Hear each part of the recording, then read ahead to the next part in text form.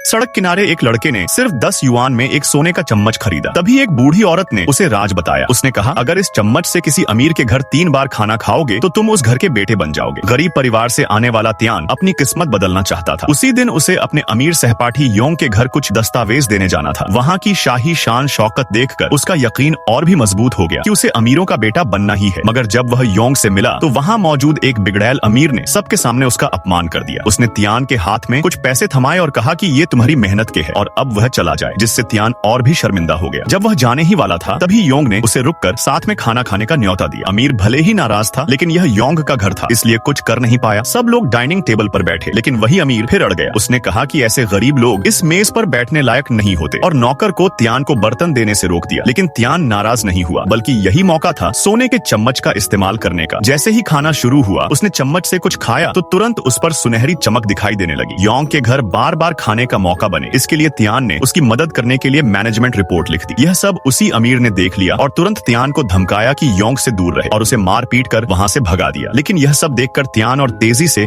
अपनी किस्मत बदलने की कोशिशों में जुट गया। वह रिपोर्ट योंग को सौंप आया और योंग बहुत खुश हुआ। उसी वक्त त्यान ने उससे एक ही मांग रखी, मुझे बस खाना खिला दो। योंग ने नौकर से कहा और जल्द ही 2 कटोरे नूडल्स आ गए। त्यान ने अपना सोने का चम्मच निकाला ही था कि तभी योंग का बाप घर आ गया। उसने अपने बेटे को गरीबों से दोस्ती करने पर खूब डांटा और त्यान को घर से निकाल दिया। दरवाजे तक पहुँचते हुए त्यान के मन में ख्याल आए, दूसरी बार का खाना अब उसके हाथ से छिन रहा था। तभी वह चुपचाप वापस अंदर घुसा और नौकर के हाथ से कटोरा छीनकर खाने लगा। उसने दूसरी बार का खाना भी पूरा कर लिया, लेकिन तभी योंग का बाप और उसकी सौतेली माँ आ पहुंचे। त्यान ने जल्दी से निकलने की कोशिश की। सौतेली माँ ने देखा कि वह अपने बर्तन वहीं भूल गया है। उसने चम्मच और डिब्बा उसके हाथ में थमा दिया। उन्हें अंदाजा भी नहीं था कि बहुत जल्द यही लड़का उनके घर उनके बेटे के रूप में लौटेगा। पार्ट 2 के लिए कमेंट करें।